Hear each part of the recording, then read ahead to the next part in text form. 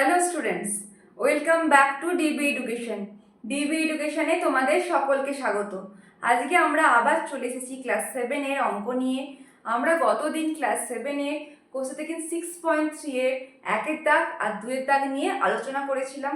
আজকে আমরা করব কোশ্চেন থেকে 6.3 এরই 3-এর দাগ আর 4-এর দাগের অঙ্কগুলো।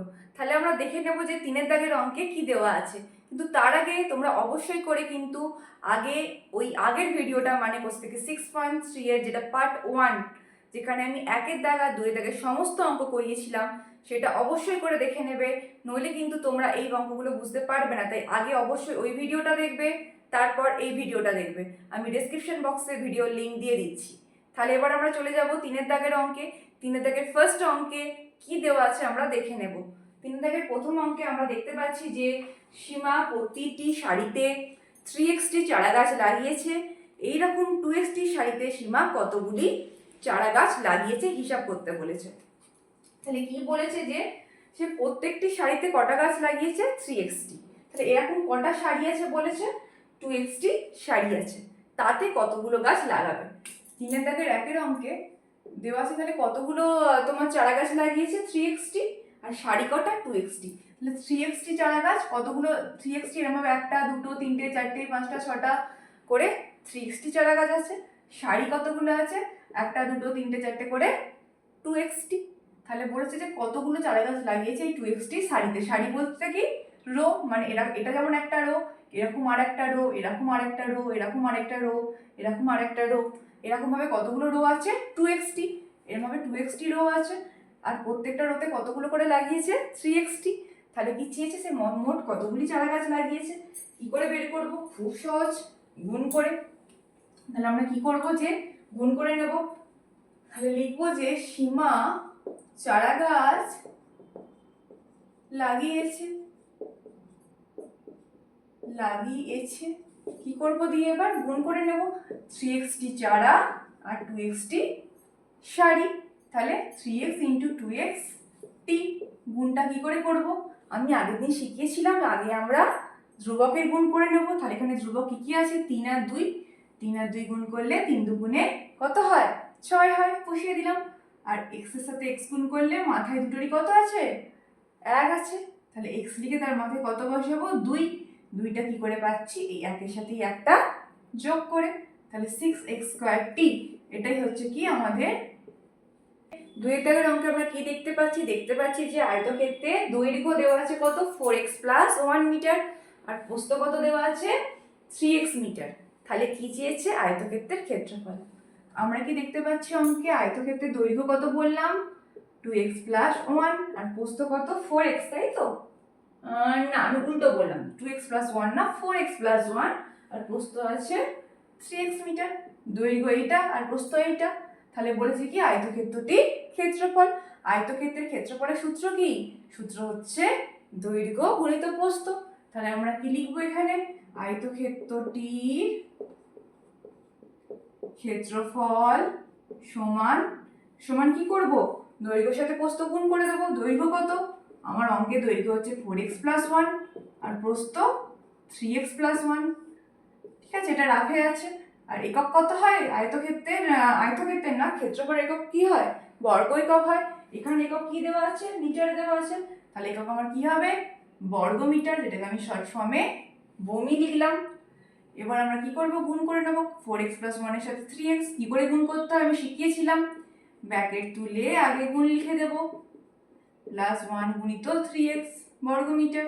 এটা গুণ করলে কত হবে? আগে ধ্রুবক গুণ করব। 4 × 3 = 12। x গুণ করলে x², আর এখানে 1 এর সাথে 3x গুণ করলে 3x। তাহলে আমার অ্যান্সার কত হচ্ছে? 12x² + 3x বর্গ মিটার। এবার চলে যাব আমরা নেক্সট অঙ্ক, 3-এর দাগের অঙ্কে।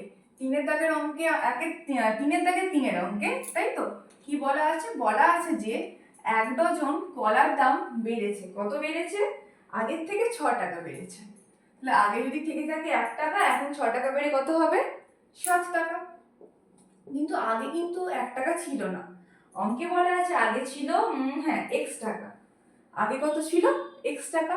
তাহলে আগে কলার দাম ছিল x টাকা। আগে আমরা লিখে নেব যে আগে কলার দাম ছিল কত, x টাকা। এখন কলার দাম হবে কত, x প্লাস 6 টাকা। কেন আমি x প্লাস 6 টাকা করলাম বলো তো? কারণ কি বলেছে অঙ্কে আমাদের, যে এখন কলার দাম আগের থেকে 1 ডজন কলার দাম 6 টাকা বেড়েছে। বাড়া মানে কি, যোগ করা। এবার কি চেয়েছে আমার অঙ্কে, যে তাহলে এখন 2x ডজন কলা কিনতে কত টাকা লাগবে। যেটা আমি পেলাম, মানে এই x প্লাস 6 টাকা, এটা কত পরিমাণ কলার দাম, এটা 1 ডজন কলার দাম। তাহলে আগে কিন্তু এটা কিন্তু 1 ডজন কলার দাম ছিল, আর এখনো কিন্তু 1 ডজন কলার দামই হয়েছে x প্লাস 6 টাকা। তাহলে 2x ডজন কলা চেয়েছে। হ্যাঁ, তাহলে 2x ডজন কলার দাম কত হবে? তোমরা একটা সহজ উদাহরণ দিয়ে ভাবো, যে একটা পেনের দাম 5 টাকা, তাহলে 10টা পেনের দাম কত হবে, 50 টাকা। কি করে পাচ্ছ? 10-এর সাথে 5 গুণ করে। ঠিক একই রকম 1 ডজন কলার দাম যদি হয় x প্লাস 6 টাকা, তাহলে এখন 2x ডজন কলার দাম কত হবে, এটা ইন্টু 2x। আগে 1 ডজন কলার দাম ছিল এটা, এখন তো 1 ডজন কলার দাম x প্লাস 6, তাই জন্য আমাদের কি চেয়েছে, যে এখন 2x ডজন কলার দাম কত। তাই আমরা কি করব, এখন 2x ডজন কলার দামটা আমরা কি করে বের করব, গুণ করে। আমি যে তোমাদেরকে পেনের উদাহরণটা দিলাম, সেটা মাথায় রাখো। ওই 10টা আগে পেনের দাম ছিল 5 টাকা, এখন কত দাম হচ্ছে, আগে পেনের দাম ছিল 5 টাকা তোমার, এখন আগে না, একটা পেনের দাম ছিল 5 টাকা, তাহলে 10টা পেনের দাম কত হচ্ছে, 10 5 50। ঠিক একই কনসেপ্টে এখানে x প্লাস 6 এর সাথে 2x গুণ হচ্ছে। একই রকমভাবে গুণ করব, আগে ব্র্যাকেট তুলে দেব, দিয়ে আমরা লিখে দিলাম যে ফার্স্টে এটার সাথে এটা, তারপর এটার সাথে এটা, মাঝে প্লাস বসিয়ে দিয়েছি, যেমন আমি আগের ভিডিওতে তোমাদেরকে শিখিয়েছিলাম। গুণ করলে 2x স্কোয়ার 2 আর x স্কোয়ার, আর এখানে 6 দুগুণে 12 আর x বসে গেল। তাহলে এটাই হচ্ছে কি আমার অ্যান্সার, এটা হচ্ছে কি আমার অ্যান্সার 3-এর দাগে 3-এর। এইটা হচ্ছে আমার 3-এর দাগে 3-এর অ্যান্সার। আমি এটা একটু আলাদা করে দেখিয়ে দিয়েছি তোমাদেরকে অ্যান্সারটা, ঠিক আছে? এবার আমরা চলে যাব 3-এর দাগে নেক্সট অঙ্ক। 4-এর অঙ্কে কি দেওয়া আছে, প্রতিটি বর্গাকার ক্ষেত্রে, একটি বর্গাকার ক্ষেত্রে প্রতিটি বাহু দৈর্ঘ্য কত, 7x একক। তাহলে সেই বর্গাকার ক্ষেত্রটির কি চেয়েছে আমাদেরকে, ক্ষেত্রফল কত হবে। আচ্ছা, আগে তোমরা বলো যে বর্গক্ষেত্রের ক্ষেত্রফলের সূত্র কি। আয়তক্ষেত্রের ক্ষেত্রফলের সূত্র তো আমরা এক্ষুনি জানলাম, দৈর্ঘ্য গুণিত প্রস্থ। আর বর্গক্ষেত্রের ক্ষেত্রফলের সূত্র কি, বর্গক্ষেত্রে যেহেতু প্রতিটি বাহুই সমান হয়, তাই ক্ষেত্রফলের সূত্র কি, বাহু স্কয়ার, বা এটাকে আমরা বাহু গুণিত বাহুও বলে থাকি, কারণ বাহু গুণিত বাহু মানেই তো বাহু স্কয়ার। কোনো একটা সংখ্যাকে দুবার গুণ করা মানেই তো সেটাকে স্কয়ার করা বোঝায়। তাই আমরা বাহু স্কয়ারও বলতে পারি, বা বাহু গুণিত বাহুও বলতে পারি।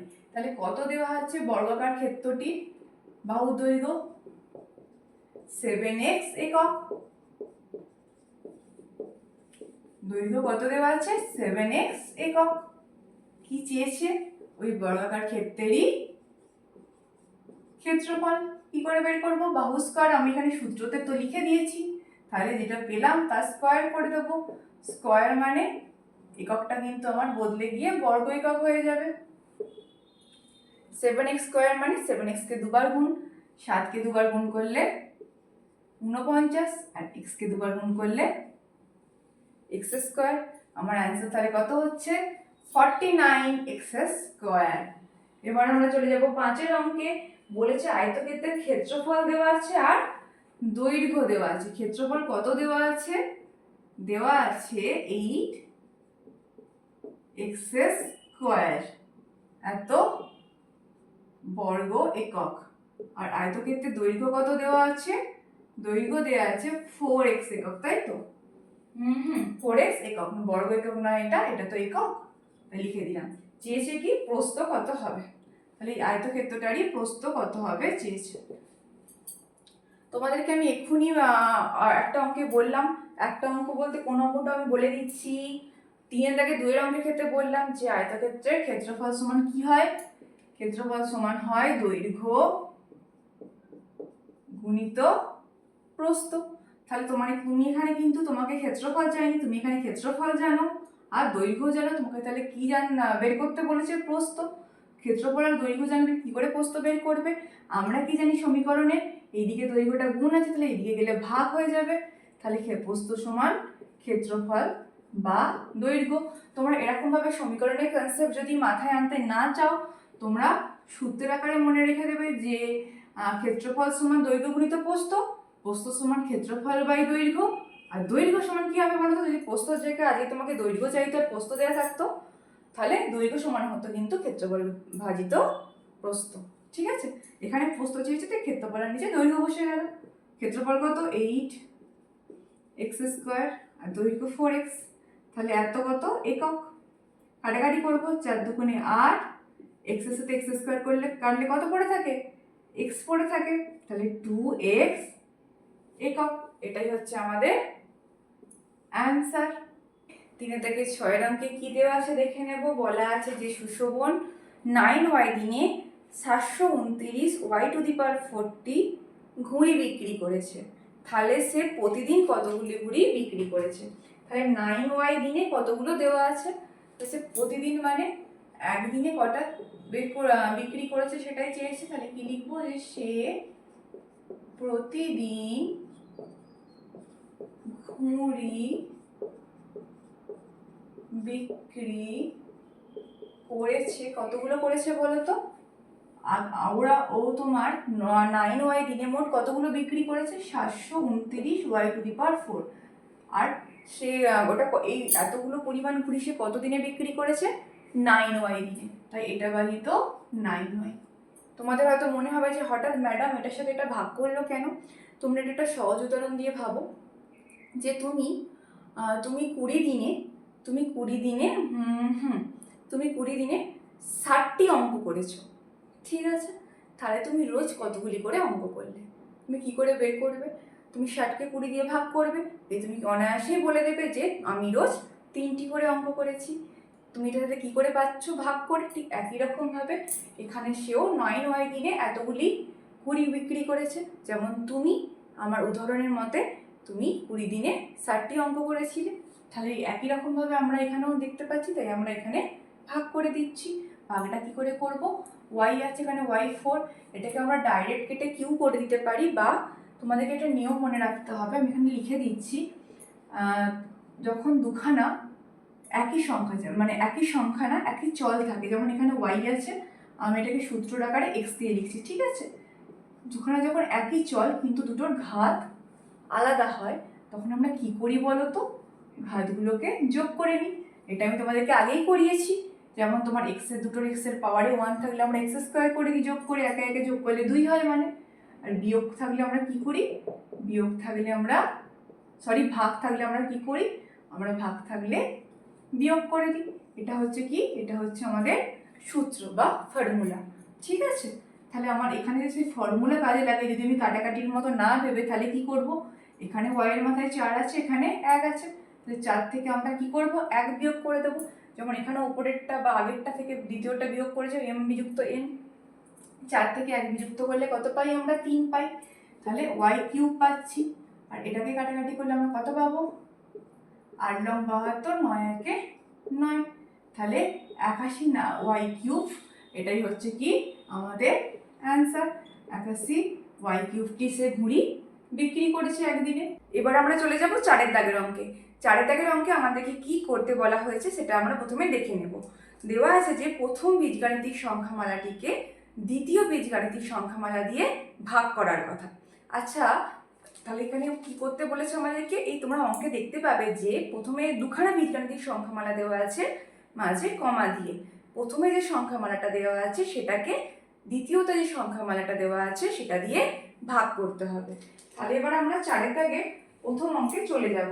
4 দাগে প্রথম অঙ্কে কি দেওয়া আছে আমরা দেখে নেব যে আমরা 4 দাগে প্রথম অঙ্কে কতকে কত দিয়ে ভাগ করার কথা বলা আছে। প্রথম অঙ্কে দেওয়া আছে 8x³ এটাই তো 4 দাগে প্রথম অঙ্কের প্রথম বীজগাণিতিক সংখ্যামালা। এটাকে কত দিয়ে ভাগ করতে বলেছে? x²b। এবার আমাদেরকে এটা ভাগ করতে হবে। কি করে ভাগ করব? আমি তোমাদেরকে আগে এই নিয়মটা বলেছিলাম, আমি আবারও বলছি যে আমাদের এখানে সূচকে দুটো সূত্র হয়। একটা সূত্র কি হয়, যেমন x to the power m into x to the power n যখন থাকে, মানে দুটো ক্ষেত্রে এই চলটা একই হয় কিন্তু ঘাতটা আলাদা হয়। আর যখন সেই দুটো বীজগাণিতিক সংখ্যামালা গুণের আকারে থাকে তখন আমরা কি করি, এই দুটোর পাওয়ারের বা ঘাতের যোগ করে নিই। আর যখন এরকমভাবে কিন্তু মাঝে ভাগ চিহ্ন থাকে তখন আমরা কি করি, পাওয়ারের বিয়োগ করে নিই। ঠিক আছে, এগুলো কি, এগুলো হচ্ছে আমার ফর্মুলা বা সূত্র। এবার এই সূত্র লাগিয়ে, এই দুখানা সূত্র লাগিয়ে আমরা কিন্তু এই চারের দাগের প্রত্যেকটা অঙ্ক করব। এখন আমরা চারের দাগের একের অঙ্কটা করব। আমরা দেখতে পাচ্ছি বিবি কেটে যাচ্ছে। এবার দেখো এখানে এক্স এর মধ্যে কি আছে, 3, এখানে 2, আর এখানে কি করতে বলেছে, মাঝে লাইনটা টানা আছে, মানে আমরা বুঝতে পারছি যে এখানে আমাদেরকে ভাগ করতে বলা হয়েছে। যখন দুখানা টার্মের মধ্যে ভাগ থাকে কি করতে হয়, পাওয়ার দুটো বিয়োগ করতে হয়। এখানে যেমন দেখো প্রথমের পাওয়ার কত, x to the power m, তারপরে এন। এটাকে আমরা আর কিভাবে লিখতে পারি বলো তো, এখানে আমি মাঝে ভাজিত চিহ্ন দিয়ে যেমন লিখেছি, এটাকে ভাজিত চিহ্ন দিয়ে না লিখে এরমভাবেও লিখতে পারি। তাহলে ভালো করে দেখো, এই ফর্মেই এখানে আছে এক্স কিউব ওপরে, নিচে এক্স স্কোয়ার। তাহলে এটাকে আমরা কি লিখতে পারি, 8, আর মাথায় কি লিখবো, এক্স এর 3 বিযুক্ত 2, 3 বিযুক্ত 2 করলে 1। তাই এক্স এর মাথায় 1 তো আর লেখার প্রয়োজন নেই, আমরা তো আর 1 থাকলে লিখি না। তাই আমার অ্যান্সার কত হয়ে যাচ্ছে, 8x হচ্ছে আমার চারের দাগের একের অ্যান্সার। এবার আমরা চলে যাব দুয়ের দাগের অঙ্কে। দুয়ের দাগের অঙ্কে কি দিয়েছে, -9xy কিউব বাই xy। এই ভাগটা আমরা কি করে করব, একই রকম ভাবে আমরা এখানে দেখতে পাচ্ছি যে x এর মাথায় কিছু নেই, মানে কত আছে, 1 আছে। ওপরেও x এর মাথায় 1 আছে, 1 এর সাথে 1 বিয়োগ করলে কত হয়, 0 হয়। তাই সেটাকে আলাদা করে আর বিয়োগ করে দেখার প্রয়োজন নেই। যখন আমরা দেখবো যে x এর ওপরেও একই পাওয়ার, নিচেও একই পাওয়ার, তখন আমরা অত বিয়োগের ঝামেলায় আর যাবো না, আমরা সরাসরি কেটে দেব। এবার ওয়াইটার কি হচ্ছে, ওয়াইটা তো উপরে 3 আছে আর নিচে 1 আছে। 3, তাহলে 3 থেকে 1কে আমাকে বিয়োগ করতে হবে, বিয়োগ করলে আমরা কত পাবো, 2 পাবো। তাহলে ওয়াইয়ের মাথায় কত পাবো, 2। এবার এখানে তো ধ্রুবক ওপরে একটাই আছে, কোনো কাটাকাটি যাচ্ছে না, তাই -9 যেমন আসে বসে গেল। আমি দ্বিতীয় অঙ্কে আর এই স্টেপটা, বিয়োগের স্টেপটা দিইনি, কারণ এই বিয়োগগুলো কিন্তু তোমরাও মুখে মুখে করে নেবে। এগুলো তো খুবই সহজ অঙ্ক, তাই এগুলোতে বেশি সময় নষ্ট করার কোনো দরকার নেই। এবার আমরা চলে যাব নেক্সট অঙ্কে, 3-এর দাগের অঙ্কে। 3-এর দাগের অঙ্কে কত দেওয়া, কি দেওয়া আছে, দেওয়া আছে -15x² y to the power 4 আর z স্কোয়ার। তলায় কি দেওয়া আছে, x² y আর z স্কোয়ার। এইটা আমরা কিভাবে বিয়োগটা করব, সরি বিয়োগ না, ভাগটা করব আমরা প্রথমে দেখো তোমরা ভালো করে লক্ষ্য করো, যে দেখতে পাবে যে উপরেও x এর মাথায় 2 আছে, নিচেও x এর মাথায় 2 আছে। তাহলে আমরা কোনো বিয়োগের দিকে যাব না, আমরা আগেই কি করব, কাটাকাটি করে দেব। আর এখানে y এর ক্ষেত্রে দেখো উপরে কত আছে, 4, আর নিচে কিছু নেই, মানে 1 আছে।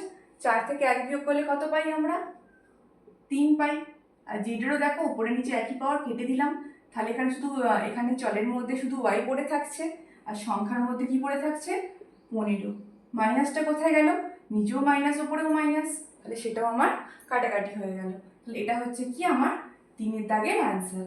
4-এর দাগের অঙ্কে কি দিয়েছে, 21 L³ M³ N³ ভাজিত -4 L টু দি পাওয়ার 4 আর mn। এটাকে আমরা কিভাবে করব, এটাকে আমরা প্রথমেই দেখে নেব যে l, এখানে প্রথমেই এখানে আমাদের ভেরিয়েবল কে আছে, ভেরিয়েবল বা চল l আছে। l এর এখানে কত আছে, 3, এখানে কত আছে, 4। 4 থেকে 3 বিয়োগ করব না 3 থেকে 4 বিয়োগ করব। আমরা এই 3 থেকে 4-এর ক্ষেত্রে কি হচ্ছে, যে একটা প্লাস মাইনাসের আবার কনসেপ্ট চলে আসছে। এটাকে অত ডিপলি ভাবতে হবে না। তোমরা কি করবে, যে যখন দেখবে যে এরকম দুখানা সংখ্যা, যেমন এখানেও করছিলে 3 থেকে 1 বিয়োগ, তোমরা এখানে বড়টা থেকে ছোটটা বিয়োগ করে দেবে। 4 থেকে 3 বিয়োগ করে দেবে, কত পাবে, 1। এবার এই একটা মানে এল এর মাথায় 1 মানে কি, শুধু এল বসবে। সেটা কোথায় বসাবে, ওপরে না নিচে, যেখানে দেখবে বড় সংখ্যা, মানে পাওয়ারে বড় সংখ্যা ছিল। যেমন দেখো এখানে কিন্তু পাওয়ারে নিচে, কিন্তু এখানে পাওয়ারে বড় সংখ্যা ছিল। এবার এখানে তুমি দেখো ভালো করে যে ওয়াই এর মাথায় বড় সংখ্যা কত, 3, 1-এর থেকে তো 3 বড়, ওটা কোথায় ছিল, ওপরে ছিল, তাই ওয়াইটাও ওপরে বসেছে। কিন্তু এখানে এল এর মাথায় বড় সংখ্যা কোথায় আছে, নিচে, তাই নিচে আমার এখানে এল বসবে। কেন নিচে এল বসালাম? 3 থেকে আমরা 4 থেকে 3 বিয়োগ করলাম, তাহলে 4 থেকে 3 বিয়োগ করলে 1 পাই, তাহলে এর মাথায় 1 তো লেখার প্রয়োজন নেই, তাই শুধু এটা আমরা নিচে বসিয়ে দিলাম। কেন নিচে বসালাম? কারণ এখানে নিচে এর পাওয়ারে বড় সংখ্যা আছে। এবার এটাকে আমি এরমভাবে তোমাদেরকে মনে রাখতে বললাম, কিন্তু এটার আসল কারণ কি বলো তো? যদি আমরা উপরেও বিয়োগ করি তাহলে কি হবে? 3 - 4 এর মাথায় 3 - 4 মানে কত হয়? -1, l⁻⁻1 মানে 1/l। এরমভাবেও করা যাবে, কিন্তু এরম করে করতে গেলে একটু মানে কনসেপ্টটা একটু জটিল হয়ে যাচ্ছে, তো আমি সহজভাবে তোমরা যাতে মনে রাখতে পারো সেই জন্য আমি ওরমভাবে মনে রাখতে বললাম। আমি যেমন এখন দেখালাম স্লাইডে, তোমরা সেরমভাবেও করতে পারো, কোনো অসুবিধা নেই। এবার এখানে কি আছে? এম এর মাথায় উপরে 3, নিচে কিছু নেই মানে 1 আছে। 3 থেকে 1 বিয়োগ করলে 2, 2টা কোথায় হবে? উপরে হবে, কারণ উপরে 3 আছে, তাই উপরে m²। এর ক্ষেত্রেও তাই, উপরে 3 নিচে 1, তাহলে 3 থেকে 1 বিয়োগ করলে 2, n²। এবার সংখ্যা মানে ধ্রুবকের কাজ কি করব? এখানে 4-এর সাথে তো 21 কোনো কাটাকাটি যাবে না, তাই যেমন আছে বসিয়ে দিলাম। আর এখানে মাইনাস ছিল, মাইনাসে মাইনাস তো কাটছে না, তাই মাইনাসটা আমি এখানে আবার বসিয়ে দিলাম। এবার আমি চলে যাব নেক্সট অঙ্ক, 5-এর দাগের অঙ্কে। 5-এর দাগের অঙ্কে কি দিয়েছে? 5² - 7ab²। এটাকে কত দিয়ে ভাগ করতে বলেছে? a দিয়ে। এটাকে আমরা কি করে a দিয়ে ভাগ করব বলো তো? আমরা আগে কি করব? ওপরে যে সংখ্যামালাটা আছে সেটা থেকে a কে কমন নিয়ে নেব। a কে কমন নিলে কত পাবো? 5a। তবেই তো দেখো না, a গুণ করলে স্কোয়ার হবে, আর এখানে -7b²। এটাকে কমন নিয়ে নিলাম, তলে কত আছে? a, তাহলে a আর a কেটে গিয়ে কত হচ্ছে? 5a - 7b²। এটা কি হচ্ছে? এটাই হয়ে যাচ্ছে আমাদের 5-এর দাগের অঙ্কের অ্যান্সার। এবার আমরা করব নেক্সট অঙ্ক, 6-এর দাগের অঙ্ক। 6-এর দাগের অঙ্কে কি আছে? -48 x⁹ + 12 x⁶। এটাকে কত দিয়ে ভাগ করেছে? 3x³ এই ভাগটা আমরা কি করে করব? ভালো করে লক্ষ্য করো, ওপরে যেটা আছে, ওপরে কত আছে? এখানে x⁹ আর এখানে আছে x⁶। আমাদেরকে তাহলে আমরা এই দুটো থেকে কত কমন নিতে পারি বলো তো? x এর পাওয়ারে আমরা x⁶ কমন নিতে পারি। কেন বলো তো? আমরা কেন x⁹ কমন নিলাম না? কারণ x⁹ এর মধ্যে কিন্তু অলরেডি x⁶ আছে। x⁶ এর সাথে আরো এক্সট্রা x এর মাথায় 3 আছে, মানে x³ আছে। কিন্তু আমি যদি এখন x9 কমন নিয়ে নিই, x⁶ এর মধ্যে কি আর x9 আছে? নেই, এখানে 6 পর্যন্তই আছে। 6-এর পরে তো 9 যায়, কিন্তু এখানে 9-এর মধ্যে তো 6 আছে, তাই আমরা এটাকে কমন x⁶ মানে কম পাওয়ারটা কমন নিলে আমরা জিনিসটাকে অঙ্কটা করতে পারবো। কম পাওয়ারটাতে কমন নেওয়া যাবে এখানে, কারণ বেশি পাওয়ার যদি আমি কমন নিয়ে নিই তাহলে তো আমি x⁶ এর মধ্যে তো x⁹ পাবোই না, যদি আমি এখন x⁹ কমন নিয়ে নিই, তাই তো? তাই আমি এখানে x⁶ কমন নিচ্ছি। আর সংখ্যা কত কমন নেবো? এখানে 12 আছে, এখানে 48 আছে, আমি 12ই কমন নিয়ে নিচ্ছি, কারণ আমরা কি জানি 12 × 4 = 48 হয়, তাই 4 বসিয়ে দিলাম। 9, তাই এখানে 3 বসালাম। কেন? এখানে 9 ছিল, আমি তো অলরেডি 6 নিয়ে নিয়েছি, আর কত লাগবে আমার? 3, কারণ 6 3 যোগ করলে 9 হয়, তাই 4x³। আগে একটা মাইনাস আছে, এখানে একটা প্লাস আছে, এই সংখ্যাটা যেটা এটাই তো এখানে আমি অলরেডি কমন নিয়ে নিয়েছি, তাই এই জায়গায় আমি 1 বসিয়ে দিলাম। তলায় কত আছে? 3x³। কাটাকাটি করব, 3 দিয়ে 12কে কাটাকাটি করলে 4 হয়, আর x এর এখানে মাথায় 6, নিচে 3, বিয়োগ করলে কত হয়? 6 থেকে 3 হয়, তাহলে 4x³ পাচ্ছি। আর ব্র্যাকেটের ভেতর কি আছে? 4x³ + 1। এটাকে এবার আমরা গুণ করে নেব, 4 × 4 = 16। আর আমি কি বলেছিলাম? দুটো পাওয়ারে গুণ করলে কি হয়? পাওয়ার দুটো যোগ হয়ে যায়, তাহলে 3-এর সাথে 3 যোগ হয়ে যাবে, কারণ x³ এর সাথে আমরা x³ গুণ করছি, তাহলে x বসে গিয়ে পাওয়ার দুটো যোগ, এই প্রথম সূত্রটা অনুসারে 3 3 যোগ করলে কত হয়? 6 হয়, বসে গেল। আর আগে মাইনাস ছিল, মাইনাসটাও বসে গেল। তারপর প্লাস গুণ করলে কত হবে? 1-এর সাথে 4x³, তাহলে -16x⁶ + 4x³ এইটা হচ্ছে আমাদের 6-এর দাগের অ্যান্সার। এবার আমরা চলে যাব নেক্সট অঙ্ক, 7-এর দাগের অঙ্কে। দেখে নেব 7-এর দাগের অঙ্কে আমাদের কি বলা আছে। 7-এর দাগের অঙ্কে এখানে দেওয়া আছে, 7-এর দাগের অঙ্কে এখানে দেওয়া আছে, সরি আমি 8-এর দাগ দিয়ে দিয়েছি। 7-এর দাগের অঙ্কে দেওয়া আছে 15m² n + 20m² n²। তলায় কি আছে? তলায় আছে 5m²। এন। এটা আমরা কিভাবে করব? আমরা এখানে কি করব, প্রথমে আমরা কি দেখতে পাচ্ছি, এখানে যে দুখানা আছে ওপরে, মানে দুখানা টার্ম আছে ওপরে, বীজগাণিতিক সংখ্যামালা আছে, এই দুটো থেকে আমরা এম আর এন কমন নিতে পারছি। আমি কি বলেছিলাম, যার মাথায় কম পাওয়ার থাকবে এই অঙ্কটার ক্ষেত্রে সেটা কমন নিতে পারছি। এম এর এখানেও স্কোয়ার এখানেও স্কোয়ার, দুটো ক্ষেত্রে একই আছে, তাই কম পাওয়ার খোঁজার দরকার নেই, আমি একদম এম স্কোয়ার কমন নিয়ে নিলাম। এন এর ক্ষেত্রে এখানে এম স্কোয়ার এখানে এন, তাহলে কোথায় কম পাওয়ার আছে? প্রথমটাতে। কিছু নিয়ে মানে কত আছে? 1 আছে, তাই আমি এম স্কোয়ারের কমন নিয়ে নিলাম। আর সংখ্যা কত কমন নেব? আমি 5 কমন নেব, কারণ 5 3 15 হয় আর 5 4 20 হয়। তাহলে কমন নিলে ওপরে কত থাকবে? ওপরে থাকবে আমার এখানে 5 3 15, 3 বসে গেল, এম স্কোয়ার তো অলরেডি চলে গেছে, এনও চলে গেছে, শুধু 3 রয়ে গেল। তাহলে তারপরেরটাতে 5 4 20, এম স্কোয়ার চলে গেছে আর এন স্কোয়ারের শুধুমাত্র একটা এন গেছে, তাই আরেকটা এন রয়ে গেছে, সেই এনটা তলায় বসে গেল। তাহলে তলে আর কত আছে? 5 এম এন, 5 5 কেটে গেল, এন এন কেটে গেল, এম এর এখানে 2, নিচে 1, 2 থেকে 1 বিয়োগ করলে কত হয়? 1, তাহলে শুধু এম বসে গেল। এম ইন্টু 3 প্লাস 4m, এটাকে আমরা আবার গুণ করে দেব, গুণ করলে 3m প্লাস এই দুটো গুণ করলে 4mn, এটা হয়ে যাচ্ছে কি আমাদের 7 দাগের অঙ্কের অ্যান্সার। এবার আমরা চলে যাব নেক্সট অঙ্ক, 8 দাগের অঙ্কে। দেখে নেব 8 দাগের অঙ্কে আমাদের কি সংখ্যা দেওয়া আছে। 8 দাগের অঙ্কে আমাদের দেওয়া আছে যে 36 a to the power 5 b square, তাই তো? হ্যাঁ, b square minus 24 a square b5 by minus 4 a square b square. ঠিক আছে, এবার আমরা কি করব? এবার আমরা ভাগটা করে নেব। কি করে করব? একই রকম, আচ্ছা ঠিকঠাক তুলেছি তো? a square b5 a5 b square আর এখানে a স্কয়ার b স্কয়ার, ঠিক আছে। এই অঙ্কগুলো কিন্তু তোমরা পরীক্ষায় তুলে একবার মিলিয়ে নেবে, কারণ পাওয়ারে যদি একটা হয় তো তোমার এখানে a5 আছে, তুমি এখানে 2 করে দিলে আর এখানে 5 করে দিলে, অঙ্ক কিন্তু টোটালি চেঞ্জ হয়ে যাবে অ্যান্সার। ঠিক আছে, একটু কেয়ারফুলি টুকবে, আর নইলে টুকে একবার মিলিয়ে নেবে ফর সেফটি। আচ্ছা, এবার আমরা কি করব? কমন নেব। আমি কি বলেছিলাম, যেটার পাওয়ার কম সেটা কমন নিতে হবে। তাহলে এর এখানে 5 আছে, এখানে 2 আছে, তাহলে কম কোনটা? 2। তাহলে প্রথমে আমরা 2 কমন নেব, মানে a স্কয়ার। b এর ক্ষেত্রে 2 আর 5, 2 কমন নেব। সংখ্যা কত কমন নেব?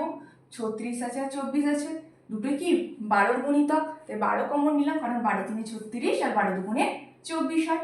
তাহলে এখানে 12 3 36, 3 লিখে দিলাম। এ থেকে এর 5 এর a টু দি পাওয়ার 5 থেকে অলরেডি 2 নেওয়া হয়ে গেছে, তাহলে কত পড়ে নিতে হবে? 3। তাহলে আমার 5 বসবে। অলরেডি তো a টু দি পাওয়ার 5, মানে এই 5 থেকে তো অলরেডি 2 নিয়ে নিয়েছি, আরও আমাকে 3 নিতে হবে, তবেই আমার 5টা বসবে। এবার b এর অলরেডি স্কোয়ার নেওয়া হয়ে গেছে, আর লিখতে হলো না। এখানে 12 2 24, এখানে a square already a square নেওয়া হয়ে গেছে, লিখলাম না। b5 এর 2 নেওয়া হয়েছে, তাহলে এখনো আমাকে 3 নিতে হবে, নিয়ে নিলাম। তলায় কি আছে? তলায় আছে minus 4 a square b square.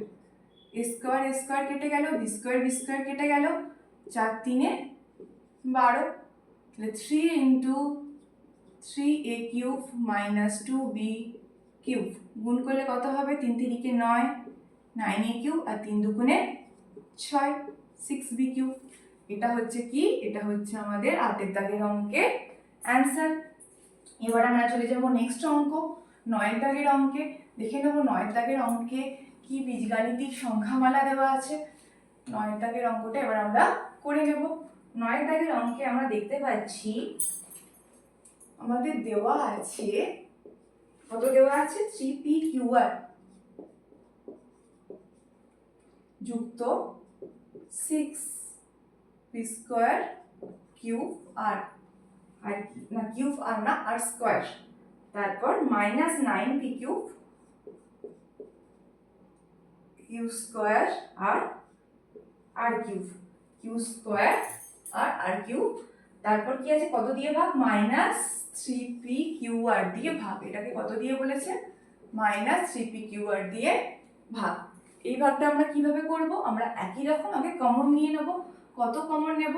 ভালো করে দেখো, আগে সংখ্যাটা আমি এখানে কমন নিচ্ছি। 3 আছে, 6 আছে, 9 আছে, তিনটে কি 3 এর গুণিতক, 3 কমন নিয়ে নিলাম।